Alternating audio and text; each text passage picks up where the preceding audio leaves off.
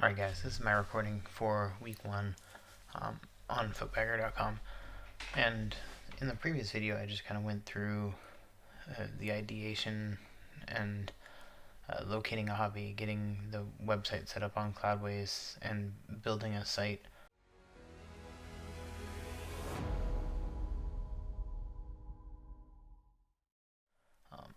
In this week I've written 4 posts myself, which are just to cover a lot of the low-lying topics that exist and start getting some stuff ranking inside Google. So I went in and submitted it to Google Search Console, and I submitted it to Bing. This way I get it on multiple search engines, and Bing tends to lead to faster traffic than Google does by a long shot, where Google can take a while to rank things. Bing most definitely doesn't have the same quality setup or algorithm setup where it takes forever for things to rank. So while I was doing that, I also went through and I rebuilt the homepage. I was trying to use GeneratePress's homepage, but the problem is while you can build a static page with Gutenberg, it doesn't allow you to show posts, or you go with their static homepage, which I couldn't find a way that let me present useful data for the people visiting my site. So I instead went over to Elementor and added Elementor Pro. I have them. I have the license for Pro for I think 100 sites. I'll never use them all, but in this case it was kind of nice because it let me put together something kind of like how Alex from WP Eagle does on his homepage, because it's just straightforward and to the point. So there's going to be a logo that's going to be upcoming. I think I'm going to try and just do it on Fiverr as 3 different tiers and just have them give them a brief and see what they can create for me, because I would love to see what cool concepts they could come up with, and that way I could replace it. And if I get a logo, I'm going to center it here. So below, basically built a basic menu for now, which is just the blog. Beginner info, which is anything that I've tagged. It's a tag for beginner info.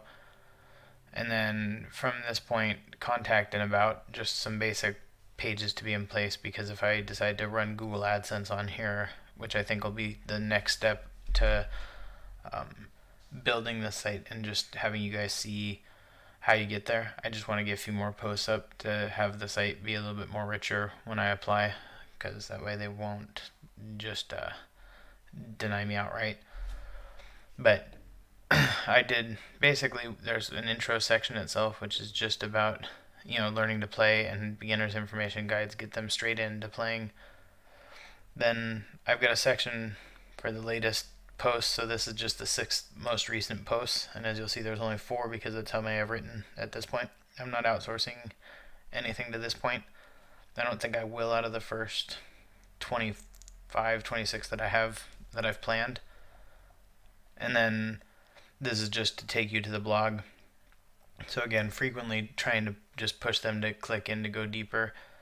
And then I've just got a small about me section and a button to take you to the about page, and then another section for beginner information right now, which is really just how to start playing. As you can see, it's just temporary because I've been building this page this week, but once I'm done, I think I'm going to link this one to go to YouTube in the end and get them over to YouTube to watch the videos on how to do things that I'm planning to work on. And this way, this whole thing is basically just about getting them either to one content or the other content. And then for the bottom, I always just do the disclaimer as 1, and then a menu as the 2nd. And then this one has recent posts. So basically just everything that I've recently done, which is redundant a little bit because these are here. But most people don't come to your homepage. I mean, a lot of people think people all come to your homepage, right? They always test their speed on their homepage, but almost nobody goes here. Almost everybody ends up here. They went to search, they found a search, they went to your site. And if you see here, there's nothing to tell you recent posts, right? So down here is now where it's helpful for those people if they read through your content to get them to something else.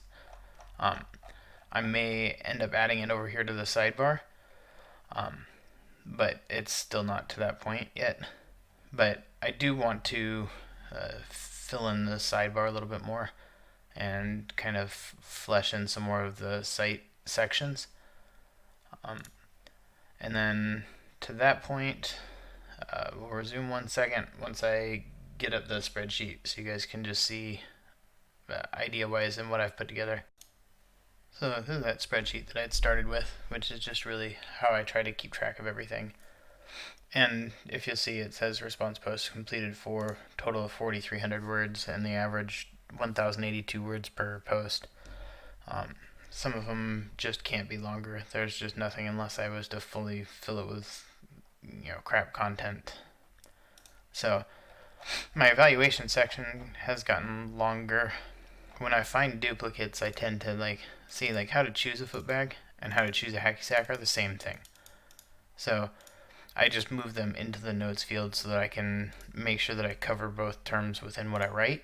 So that way you'll see it under both no matter what, because I'll use rules to hacky sack and what are the rules for playing footbag in the same post together.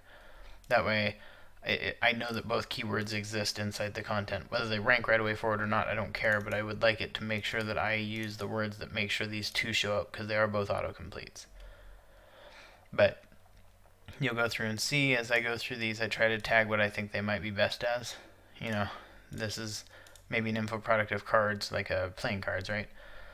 This one, how to make one, right, is, how to, PDF on, cutting out the form and cutting out the shape and, how you would sew them together and make your own.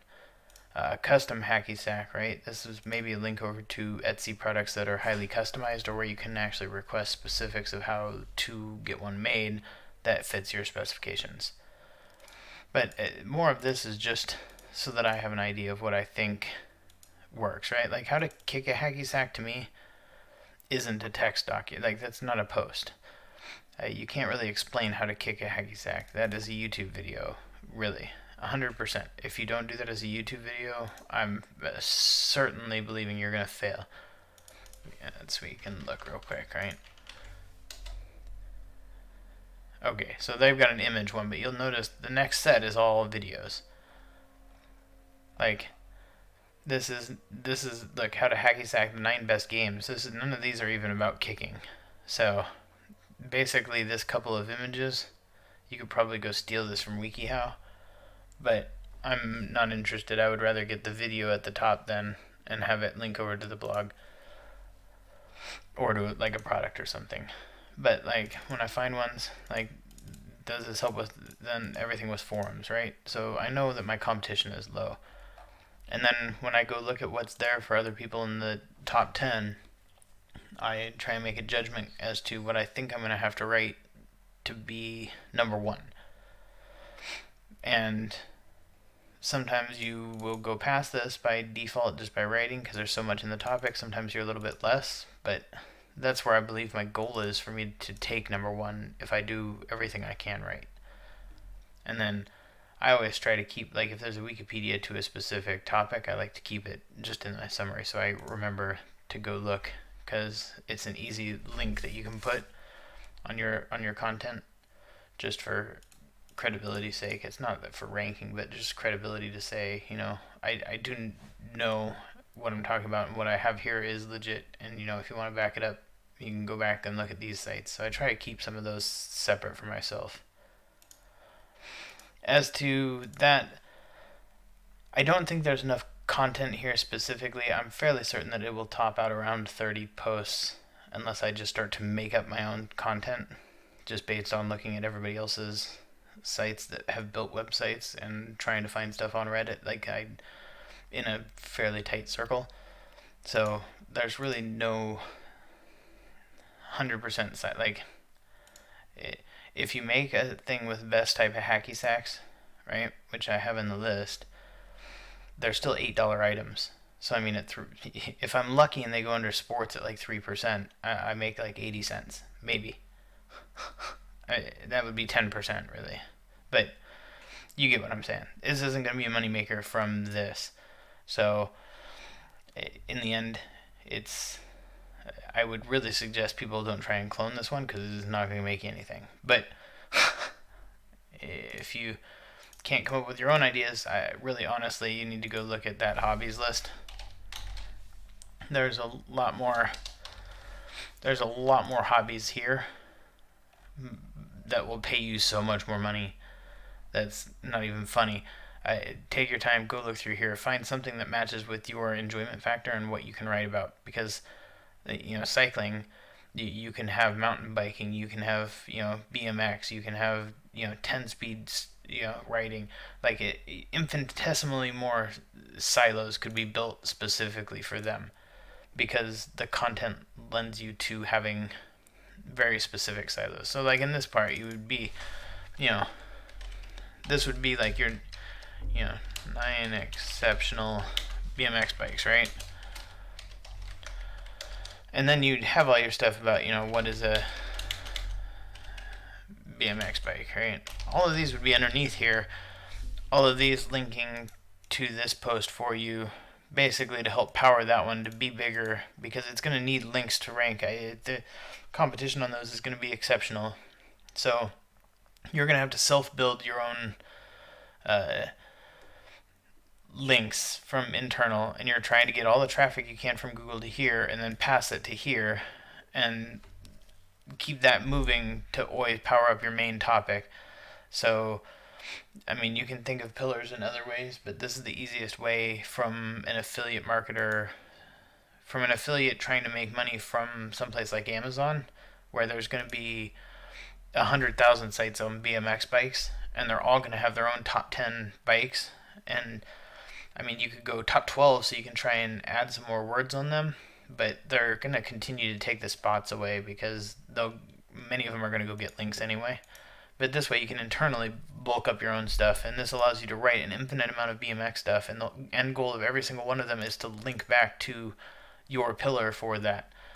And the pillar doesn't have to be a sales page. It could just be a knowledge page. It could be whatever you want it to be, but your focus is on all of these ones being tied back specifically to this one, trying to make this one get all of the power possible to help it rank better.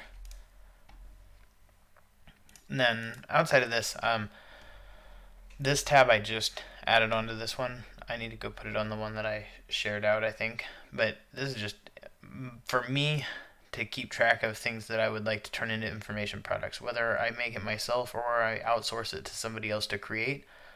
This is something that you could put on your sidebar to sell an easy product as a digital good that you don't have to send anybody, you don't have any money costs itself, and you could just sell based on traffic coming to your site over and over and over again. And most typically these shouldn't be, don't make this beginner guide to, right? Because the beginners, in today's world, a beginner guide is something you find on YouTube or through informational posts. Unless you're going to make an exceptional guide. But if you make an exceptional guide at that point, then it's just the ultimate guide to hacky sack, not a beginner's guide to hacky sack.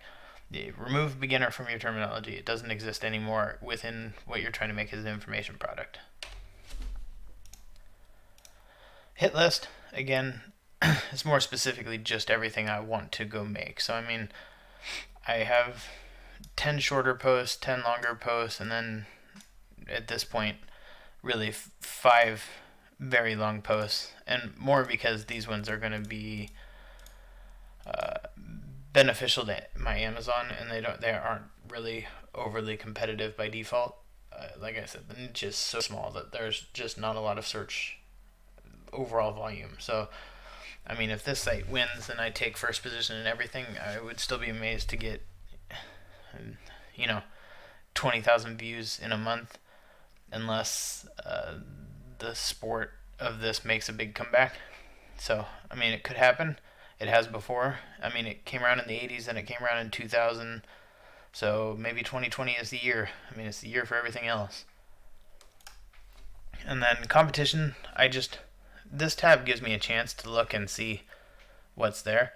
So as I come across sites that are about my topic, I just list them, and then typically I try to put the owner's name if I can find it.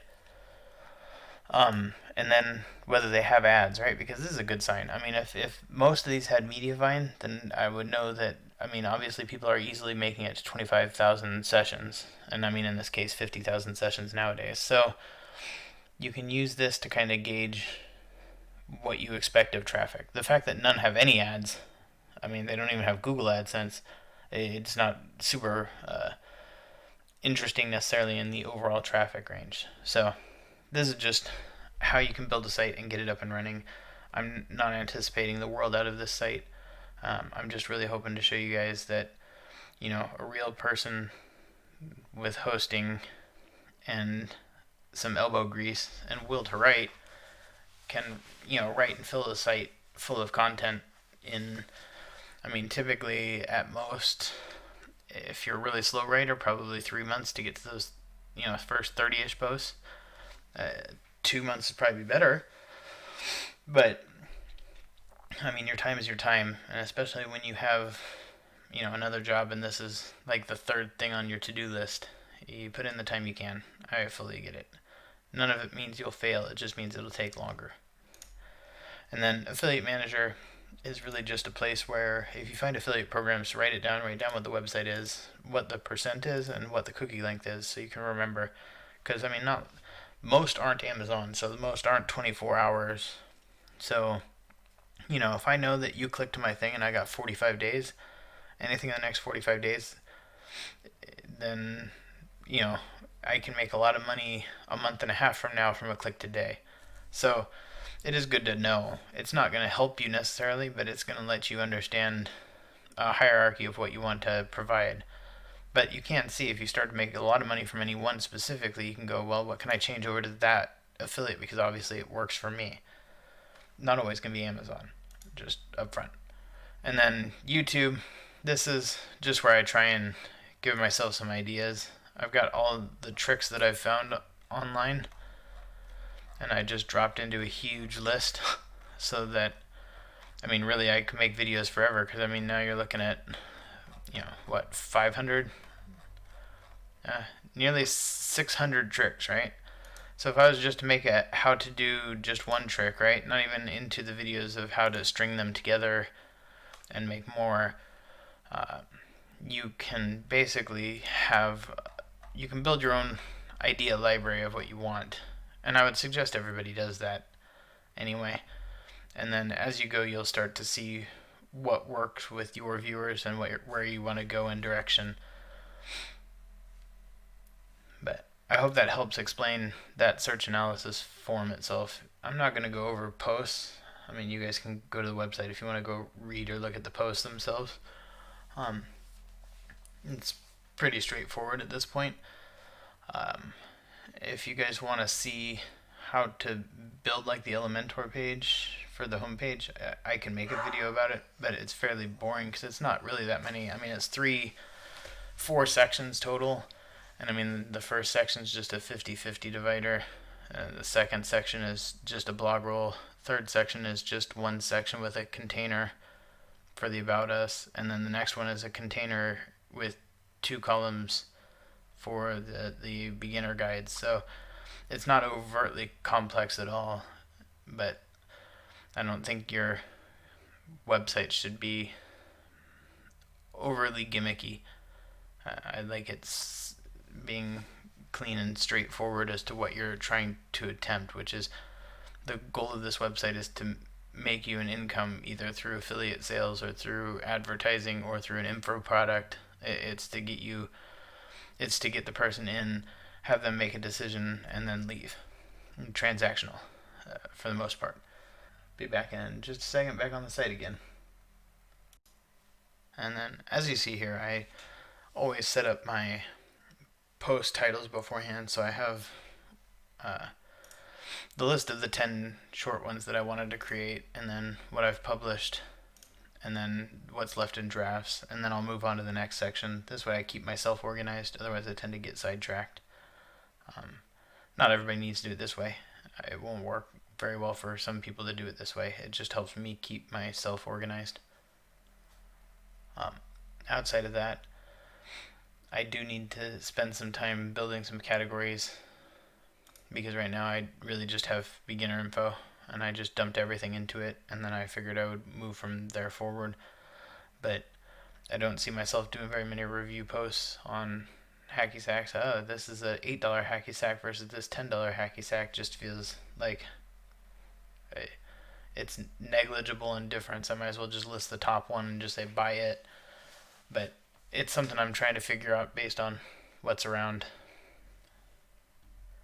But that's it for now. There's no analytics, obviously. I think I've had like 4 page views, I think, from you guys watching this video.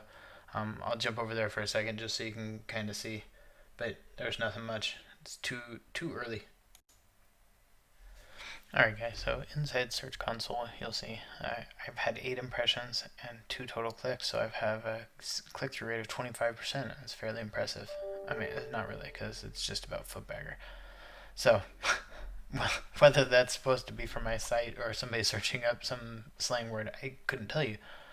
But it just shows it's the start of the time. It's not going anywhere anytime soon. If you go to sitemaps, you'll see I've got the sitemap from WordPress mapped in here so that it can actually discover my URLs.